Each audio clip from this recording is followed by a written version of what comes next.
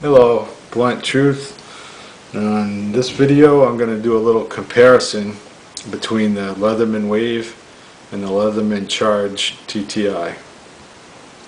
And I'm also going to mention the Leatherman Charge AL because I think that is actually your best buy. And I don't own it. It would fit right here in the middle if I did own it, because in price wise it's right in the middle. This is about, the Wave is about $65.70. The AL, which isn't here, is about $90.95, and the Charge TTi is about $110, $115. So, the big question floating around the forums and stuff is which one should I get? Should I spend the extra dough for the Charge, or should I just stick with the Wave? I mean, is there really that much a difference? Is it worth $40 more? Since I own both, we're going to talk about that and try to help you decide. Okay, my opinion, the AL is the best buy, the one I don't own, the aluminum one, because it has all the features of the Charge that you need, that I like, and it's only $20 more than the Wave. So I think that's the best. But anyway, I went up to the Charge TTi because I'm a titanium type of guy. I got a titanium fetish, what can I say? Let's talk about the differences real quick. Now, if you want to see a good review of the Charge, the Leatherman Charge TTi, nothing fancy, does a very good review of it. He shows you all inside, and he's got a couple versions of it there, a painted one, and really good. Some of his reviews are excellent. I really like them a lot. When he's not talking about himself, he does great reviews. So, and he does a good job on that one. So you can go check that out for a review. I agree with everything he says in that, pretty much. And I don't agree with him half the time, but on that one I do. One of the differences is, we'll go over the differences real quick, and then I'll talk about good and bad of the differences. Gut hook line cutter on the Charge. No gut hook line cutter on the Wave or on the Charge AL. Only the Charge TTi has the gut hook line cutter. That line cutter might as well not be there. I'll go into that in a minute. This blade is not S30V. Only S30V blade is the regular blade. Okay, the plain edge. This is 420. The Charge AL, which I recommend you buy, is 154 cm, which is good steel. It's good enough for any use that you're going to give this blade. That you should be giving this blade. If you're going to really buy it for the blade, you should just buy a knife. So, anyways, this is 420 HC. This is S30V. Obviously, this is a better steel. Okay, that's not a reason to buy it just for the better steel, in my opinion. Other than that, all the tools, including the pliers and everything else, is identical. Okay, the pliers are the same, they work the same, and as pliers, they feel just as comfortable, they feel just as strong. The titanium scales, I don't think, add any strength. It flexes just as much. I mean, the scales come up on the Charge. They obviously come all the way up around the pivot screw. These don't. They end. They come out from the inside as a liner, wrap around and end here. Where these have a separate liner that ends there, and then the scales of titanium, or on the AL version it's aluminum. This is where the big difference is to me, not the blade steel. This is why I recommend the AL, because of this design. That's the flaw with the Wave. That's where the Wave goes wrong. Because when you're using any of these four tools that come out of it with your thumb action on the sides, right? If you use any of these on this one, on the Wave, let's open them both up here.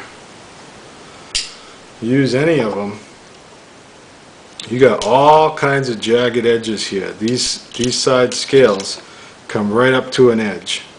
right up to a sheet metal end right there, sharp edge. And when you're and plus you got the blade right there too.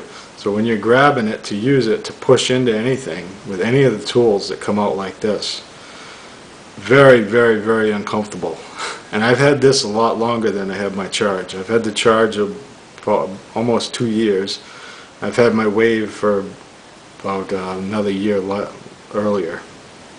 And they both had a lot of use. And this is very, very uncomfortable to use like this. If your primary thing is pliers, you're fine with this. But if you're going to use any of these tools that come out like this, you definitely want to go to the Charge AL or TTi, because you don't want this kind of construction. These edges are very, very uncomfortable right there.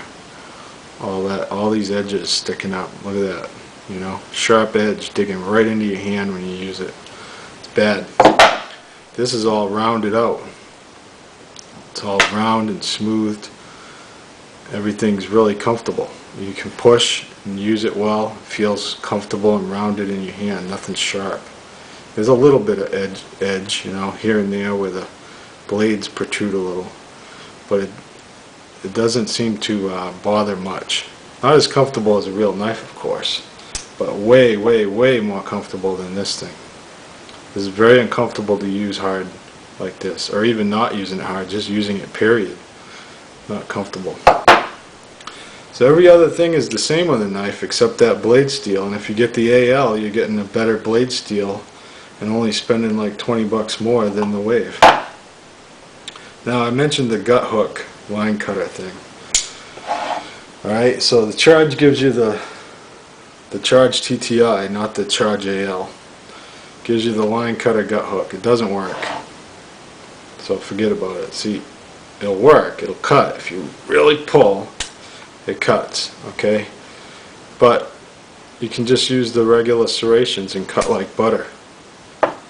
So why do you need a line cutter? I mean, just it doesn't make sense. And as a gut hook, any hunter with any experience like myself will tell you to gut an animal, you don't need a gut hook to protect, to keep you from cutting the belly open, the stomach and the intestines. You just grab the blade like this and put your finger on here over the tip and run your finger up the belly to slit the belly open.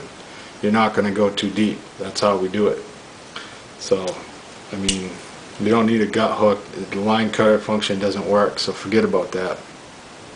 So the only real difference is the way this is all sharp edges, I don't like, and the blade steel. So if you want a better blade, if you're planning to use the blade, I'd get the AL with the 154 cm blade. If you don't mind throwing away the extra money, go ahead and get the titanium S30V. I mean, it is S30V.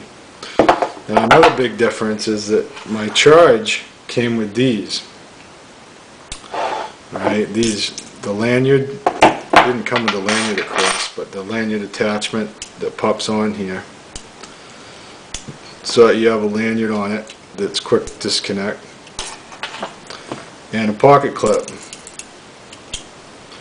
Really nice stainless pocket clip, and it works well. So you can use it any way you would use a normal pocket clip. And that's nice. It works well, low rider, works real good. Quick disconnect. Whoop. So that's a big plus. My Wave did not come with those. My Charge came with a better sheath with a bit set. Little bits, this bit set came with it. So that's a big plus. I like this sheath. This is nice. The Wave sheath was a leather one like this. They make a nylon one, but I don't know if it's as nice as the Charge one. I can't really say. Maybe it is. But it didn't come with any of the extra bits. Mine didn't. There are deals you can get online where you can get bit sets that come with it. So,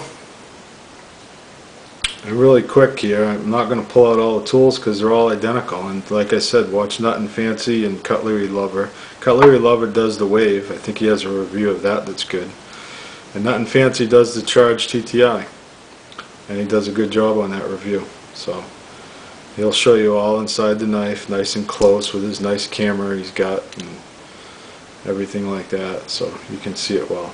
I just wanted to do a quick comparison. I think you should get the AL. I like the AL better, the middle one with aluminum. You don't need the titanium, you don't need S30V, 154 cm is fine.